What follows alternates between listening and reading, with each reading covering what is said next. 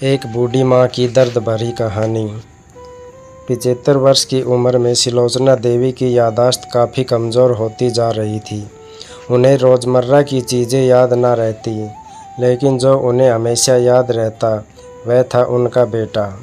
दिन हो या रात, एक पल भी ऐसा न होता जब उन्हें अपने बेटे की याद न आती।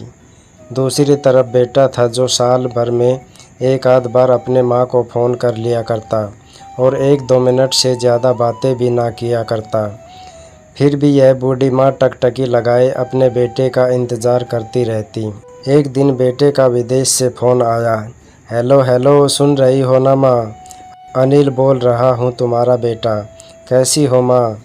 मैं ठीक हूँ बेटा। तुम, बहू और मेरा पोता कैसा है? माँ ने पूछा।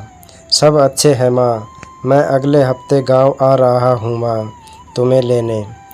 अब हम सब साथ में ही लंदन में रहेंगे। तुम्हारी बहू कह रही थी माँ को यहाँ पर लेकर आओ, बेचारी अकेली वहाँ परेशान होती होगी, बेटे ने कहा। माँ की बूढ़ी सूखी आंखें आंसुओं से भीग गई। उसके कमज़ोर शरीर के नस नस में खुशी की लहर दौड़ गई।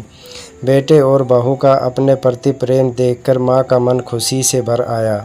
बेटे ने आगे कहा, माँ तैयार रहना, मेरे पास ज़्यादा दिन की छुट्टियाँ नहीं है। जिससे जितने पैसे लेने हैं लेकर रखना। तब तक मैं प्रॉपर्टी डीलर से बात कर लेता हूँ घर के लिए। घर के लिए? माँ ने पूछा।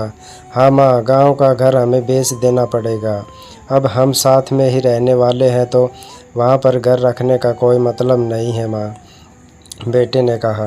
बुढ़ापे की वजह से ठीक से चलने में असक्षम माँ ने पूरे मोहल्ले में घूम घूम कर अपनी इस खुशखबरी को सबको सुनाया। सभी को खुशी हुई। सबको लगा माँ जी के आखिरी दिन अपने परिवार के साथ खुशी से बीत जाएंगे। घर वापस आकर माँ ने अपने घर के कोने कोने को ऐसे देखा जैसे वह अपने दूसरे बेटे को देख रही हो। देखे भी क्यों ना, उस घर को अपने बेटे से कम थोड़ी समझा था। अपने पति के साथ 40 साल यही तो बिताए थे, लेकिन अब मजबूर थी बुढ़ापे के आखिरी साल बेटे और बहू के साथ बिताना चाहती थी। दिल पर पत्थर रखकर घर बेचने के लिए माँ तैयार हो गई। आनन फानन में बेटे ने घर को आधे दामों पर बेच दिया। माँ ने ज़्यादा नहीं, लेकिन जिन चीज़ों से दिल लगा था उन चीज़ों को समेटा और बेटे के साथ टैक्सी में बैठकर एयरपोर्ट के लिए चली गई। एयरपोर्ट पर आकर बेटे ने माँ से कहा, माँ तुम यहाँ बेंच पर बैठो, मैं सामान और बोर्डिंग पास की जांच करा कर आता हूँ। वहाँ वक्त लगता है और खड़ा रहना पड़ता है, तुम्हें तकलीफ़ होगी। तुम यही आराम करो। मैं यूँ गया और यूँ आया। माँ बेंच पर बैठ गई और बेटा अंदर चला गया। काफ़ी समय हो गया, बेटा वापस नहीं लौटा। माँ सोचने लगी ज़्यादा भीड़ होगी इसलिए देर लग रही होगी। अंधेरा होने को आया, अब तो लोगों की चहलकदमी भी कम होने लगी। माँ को अब चिंता होने लगी। एक कर्मचारी ने आकर पूछा, किससे मिलना है माँ जी आपको? यहाँ पर क्यों बैठी हो? डरती हुई आवाज़ में सुलोचना देवी बोली, मेरा बेटा अंदर सामान की जांच कराने गया है, लंदन जा रहे हैं हम।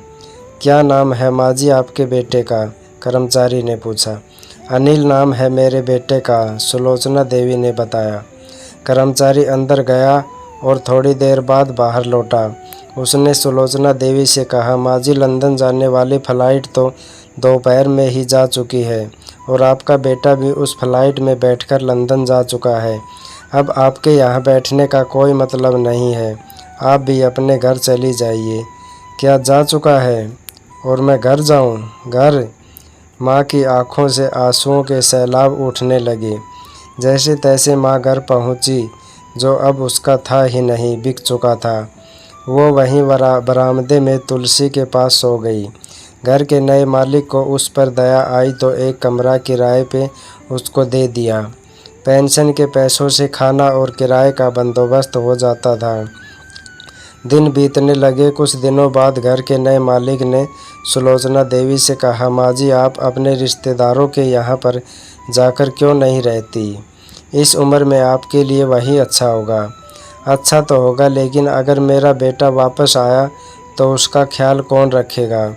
मेरा बेटा बहुत भोला है, उसे अपना ख्याल रखना बिल्कुल नहीं आता। मैं कहीं नहीं जाऊंगी, क्या पता कब उसे मेरी ज़रूरत पड़ जाए, माँ ने कहा। दोस्तों, सच बता रहा हूँ, माँ की ऐसी बातें सुनकर मेरी आंखों में आंसू आ गए। किसी ने सच ही कहा है, पूत कपूत हो सकता है लेकिन माता कभी कुमाता नहीं होती। दोस्तों, आप सभी से हाथ जोड़कर विनती करता हूँ, अपने माता पिता की जितनी हो सके सेवा करना, उनके साथ कभी बुरा बर्ताव मत करना।